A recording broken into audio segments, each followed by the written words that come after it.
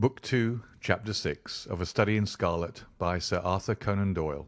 This recording by David Clarke, bgdavid.wordpress.com, bgcoffee.net. Book 2, Chapter 6. A continuation of the reminiscences of John Watson, M.D. Our prisoner's furious resistance did not apparently indicate any ferocity in his disposition towards ourselves, for on finding himself powerless he smiled in an affable manner and expressed his hopes that he had not hurt any of us in the scuffle. "I guess you're going to take me to the police station," he remarked to Sherlock Holmes. "My cab's at the door. If you'll loose my legs I'll walk down to it. I'm not so light to lift as I used to be." Gregson and Lestrade exchanged glances as if they thought this proposition rather a bold one. But Holmes at once took the prisoner at his word, and loosened the towel which we had bound round his ankles. He rose and stretched his legs, as though to assure himself that they were free once more. I remember that I thought to myself as I eyed him that I had seldom seen a more powerfully built man, and his dark, sunburned face bore an expression of determination and energy which was as formidable as his personal strength. "If there's a vacant place for a chief of the police, I reckon you're the man for it," he said, gazing with undisguised admiration at my fellow lodger. "The way you kept on my trail was a caution." "You had better come with me," said Holmes to the two detectives. "I can drive you," said Lestrade. "Good. And Gregson can come inside with me. You too, Doctor. You have taken an interest in the case, and may as well stick to us." I assented gladly, and we all descended together. Our prisoner made no attempt at escape, but stepped calmly into the cab which had been his, and we followed him. Lestrade mounted the box, whipped up the horse, and brought us in a very short time to our destination. We were ushered into a small chamber where a police inspector noted down our prisoner's name and the names of the men with whose murder he had been charged. The official was a white-faced, unemotional man, who went through his duties in a dull, mechanical way. "The prisoner will be put before the magistrates in the course of the week," he said. "In the meantime, Mr. Jefferson Hope, have you anything that you wish to say? I must warn you that your words will be taken down and may be used against you." "I've got a good deal to say," our prisoner said slowly. "I want to tell you gentlemen all about it." "Hadn't you better reserve that for your trial?" asked the inspector. "I may never be tried," he answered. "You needn't look startled. It isn't suicide I'm thinking of. Are you a doctor?" He turned his fierce, dark eyes upon me as he asked this last question.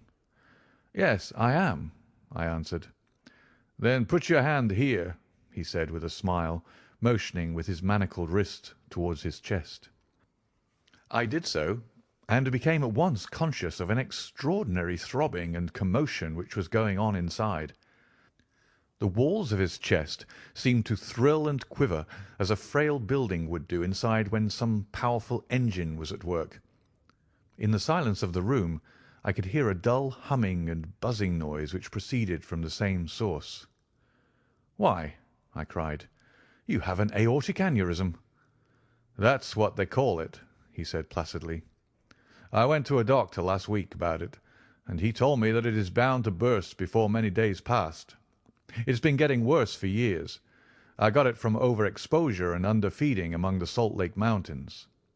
I've done my work now, and I don't care how soon I go, but I should like to leave some account of the business behind me. I don't want to be remembered as a common cutthroat." The inspector and the two detectives had a hurried discussion as to the advisability of allowing him to tell his story. "Do you consider, Doctor, that there is immediate danger?" the former asked. "Most certainly there is," I answered. "In that case it is clearly our duty, in the interest of justice, to take his statement," said the inspector.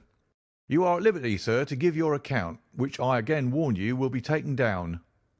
"I'll sit down, with your leave," the prisoner said, suiting the action to the word.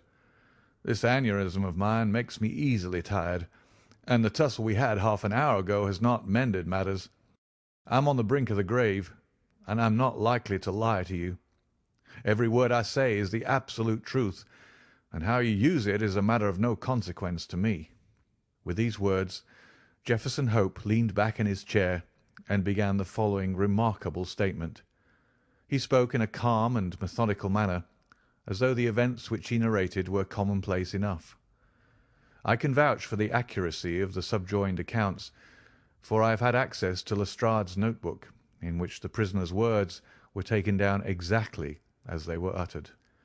"It don't much matter to you why I hated these men," he said.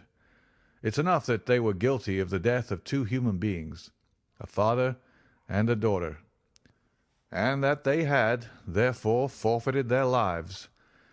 After the lapse of time that has passed since their crime, it was impossible for me to secure a conviction against them in any court. I knew of their guilt, though, and I determined that I should be judge, jury, and executioner, all rolled into one.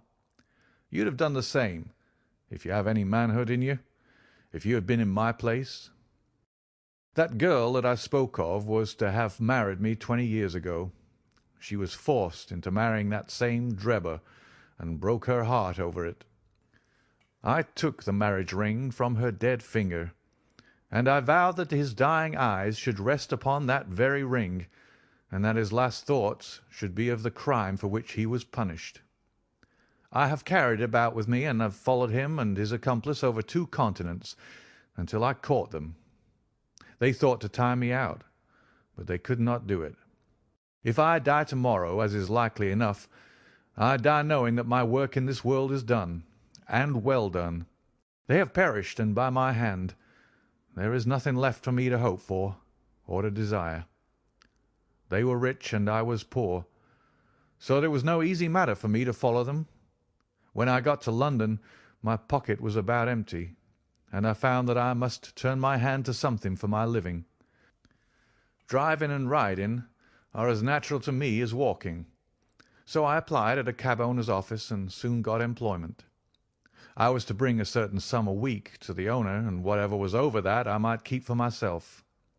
There was seldom much over, but I managed to scrape along somehow. The hardest job was to learn my way about, for I reckon that of all the mazes that ever were contrived, this city is the most confusing. I had a map beside me, though, and when once I had spotted the principal hotels and stations, I got on pretty well.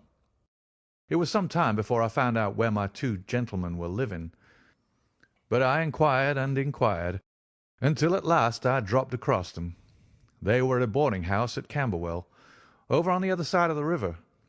When once I found out, I knew that I had them at my mercy. I had grown my beard, and there was no chance of their recognizing me. I would dog them and follow them until I saw my opportunity. I was determined that they should not escape me again. They were very near doing it, for all that. Go where they would about London, I was always at their heels. Sometimes I followed them on my cab, and sometimes on foot, but the former was the best, for then they could not get away from me. It was only early in the morning or late at night that I could earn anything, so that I began to get behindhand with my employer. I did not mind that, however, as long as I could lay my hand upon the men I wanted. They were cunning, though. They must have thought that there was some chance of their being followed, for they would never go out alone, and never after nightfall. During 2 weeks I drove behind them every day, and never once saw them separate. Drebber himself was drunk half the time, but Stangerson was not to be caught napping. I watched them late and early, but never saw the ghost of a chance. But I was not discouraged, for something told me that the hour had almost come. My only fear was that this thing in my chest might burst a little too soon and leave my work undone. At last, one evening, I was driving up and down Torquay Terrace, as the street was called in which they boarded, when I saw a cab drive up to their door. Presently some luggage was brought out, and after a time Drebber and Stangerson followed it and drove off. I whipped up my horse and kept within sight of them, feeling very ill at ease, for I feared that they were going to be shifting their quarters. At Euston Station they got out, and I left a boy to hold my horse and followed them onto the platform. I heard them ask for the Liverpool train, and the guard answered that that one had just gone and there would not be another for some hours. Stangerson seemed to be put out at that, but Drebber was rather pleased than otherwise. I got so close to them in the bustle that I could hear every word that passed between them. Drebber said that he had a little business of his own to do, and that if the other would wait for him, he would soon rejoin him. His companion remonstrated with him, and reminded him that they had resolved to stick together. Drebber answered that the matter was a delicate one, and that he must go alone. I couldn't catch what Stangerson said to that, but the other burst out swearing and reminded him that he was nothing more than his paid servant, and that he must not presume to dictate to him. On that the secretary gave it up as a bad job, and simply bargained with him that if he missed the last train, he should rejoin him at Halliday's private hotel, to which Drebber answered that he would be back on the platform before 11, and made his way out of the station. The moment for which I had waited so long had at last come. I had my enemies within my power. Together they could protect each other, but singly they were at my mercy. I did not act, however, with undue precipitation. My plans were already formed. There is no satisfaction in vengeance unless the offender has time to realize who it is that strikes him and why retribution has come upon him.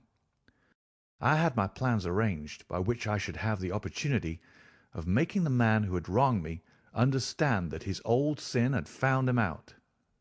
It chanced that some days before a gentleman who had been engaged in looking over some houses in the Brixton Road had dropped the key of one of them in my carriage.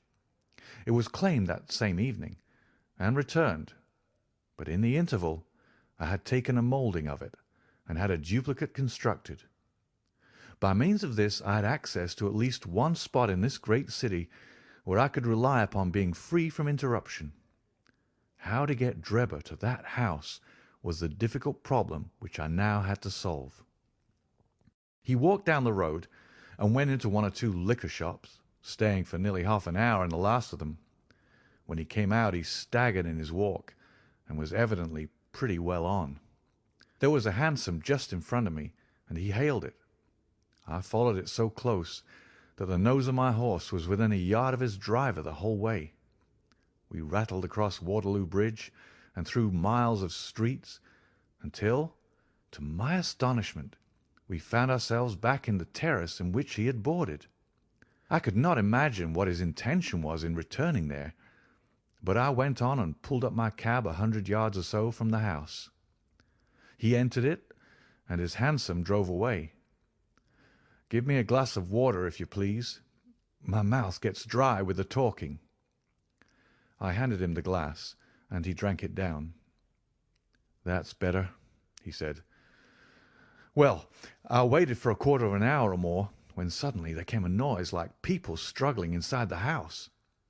Next moment the door was flung open, and two men appeared, one of whom was Drebber, and the other was a young chap whom I had never seen before.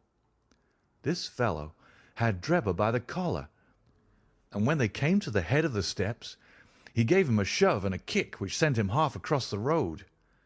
"You hound!" he cried, shaking his stick at him. "I'll teach you to insult an honest girl."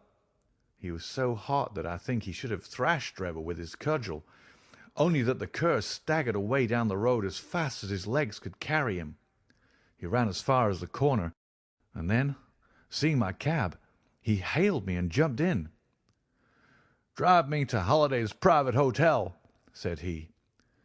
When I had him fairly inside my cab, my heart jumped so with joy that I feared lest at this last moment my aneurism might go wrong.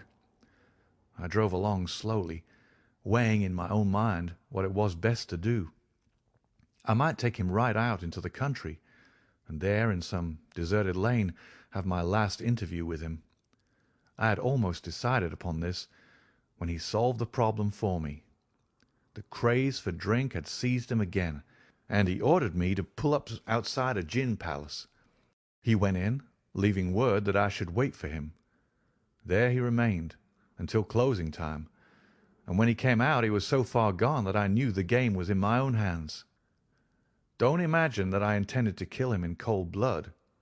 It would only have been rigid justice if I had done so, but I could not bring myself to do it. I had long determined that he should have a show of his life if he chose to take advantage of it. Among the many billets which I have filled in America during my wandering life, I was once janitor and sweeper out of the laboratory at York College. One day the professor was lecturing on poisons, and he showed his students some alkaloid, as he called it, which he had extracted from some South American arrow poison, and which was so powerful that the least grain meant instant death. I spotted the bottle in which this preparation was kept, and when they were all gone, I helped myself to a little of it. I was a fairly good dispenser, so I worked this alkaloid into small, soluble pills, and each pill I put in a box with a similar pill made without the poison. I determined at the time that when I had my chance, my gentlemen should each have a drawer out of one of these boxes, while I ate the pill that remained. It would be quite as deadly, and a good deal less noisy, than firing across a handkerchief. From that day I had always my pill boxes about with me, and the time had now come when I was to use them.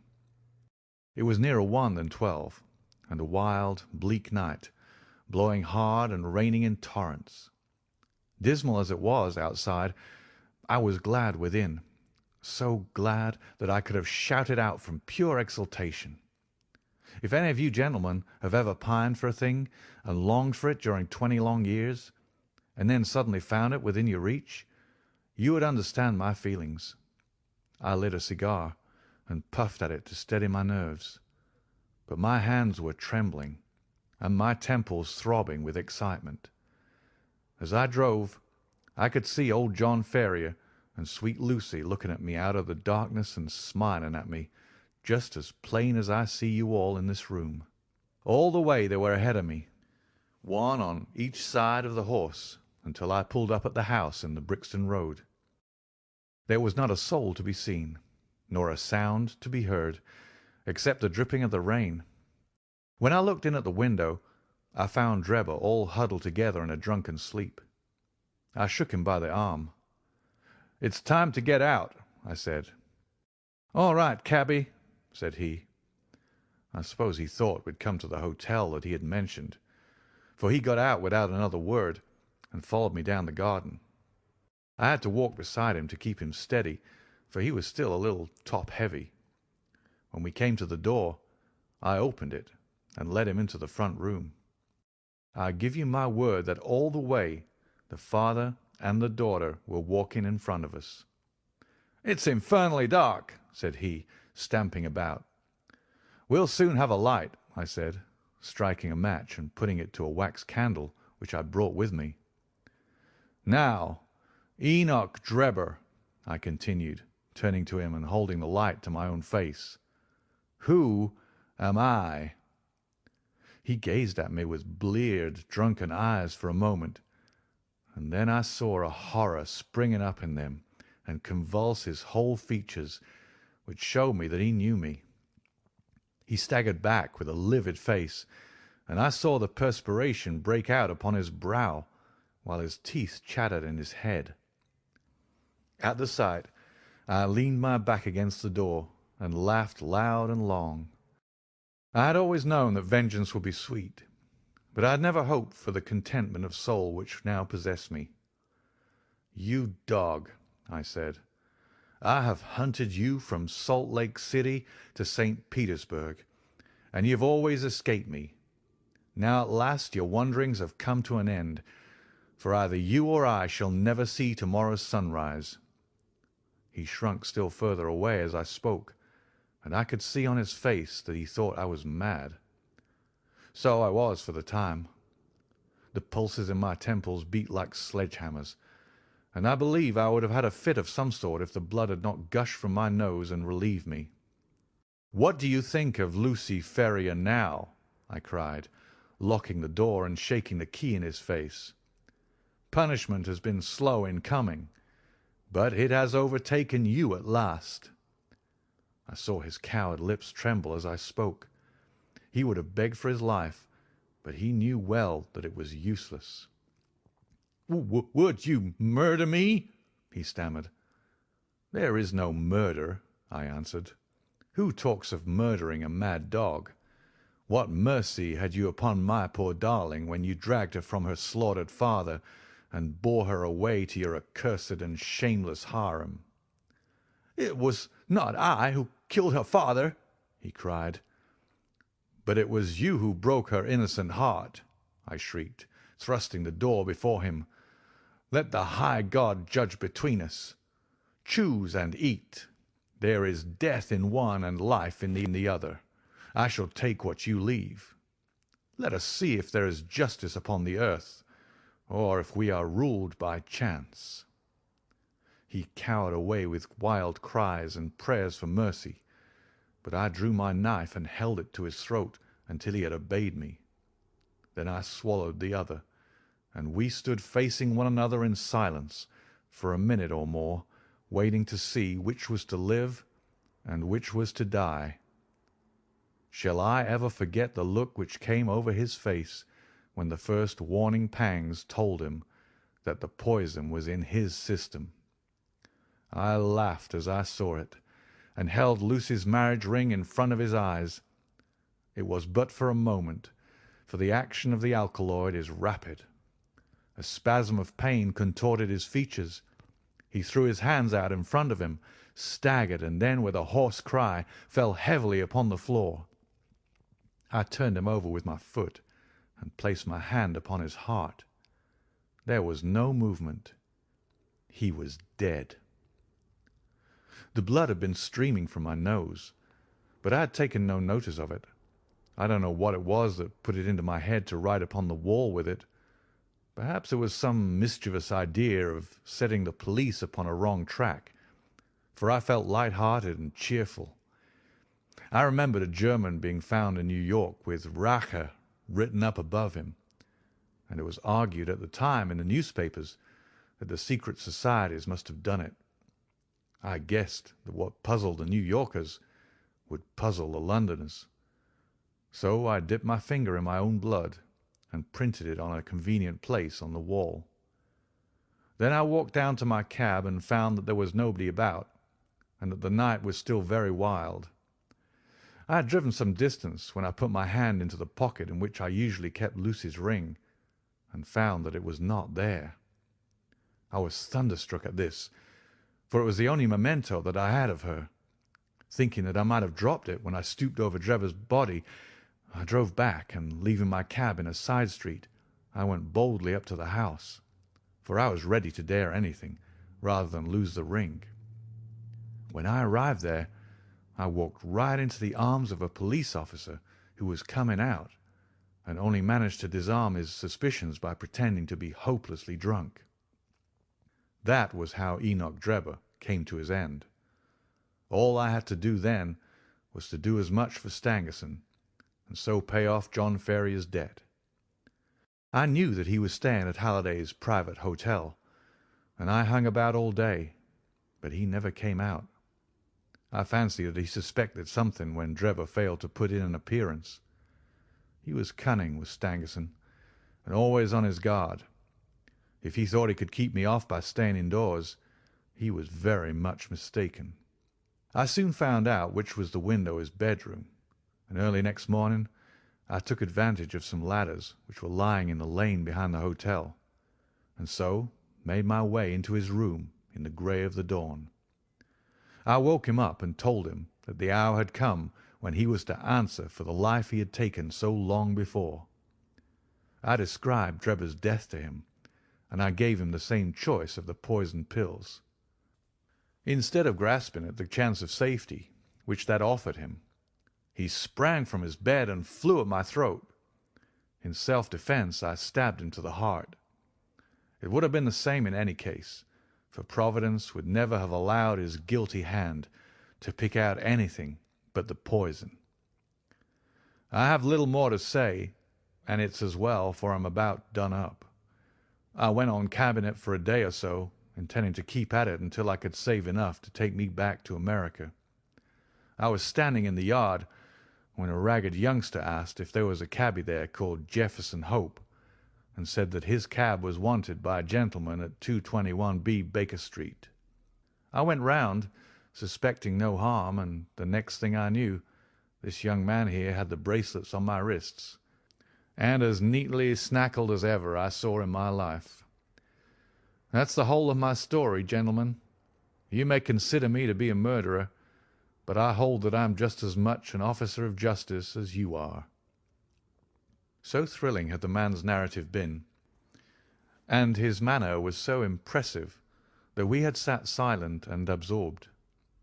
Even the professional detectives, blasé as they were in every detail of crime, appeared to be keenly interested in the man's story. When he finished, we sat for some minutes in a stillness which was only broken by the scratching of Lestrade's pencil as he gave the finishing touches to his shorthand account. "There is only one point on which I should like a little more information," Sherlock Holmes said at last. "Who was your accomplice who came for the ring which I advertised?" The prisoner winked at my friend jocosely. "I can tell my own secrets," he said, "but I don't get other people into trouble. I saw your advertisement, and I thought it might be a plant, or it might be the ring which I wanted. My friend volunteered to go and see. I think you'll own he did it smartly." "Not a doubt of that," said Holmes heartily. "Now, gentlemen," the inspector remarked gravely, "the forms of the law must be complied with. On Thursday the prisoner will be brought before the magistrates, and your attendance will be required. Until then I'll be responsible for him." He rang the bell as he spoke, and Jefferson Hope was led off by a couple of warders, while my friend and I made our way out of the station and took a cab back to Baker Street. End of Part 2, Chapter 6.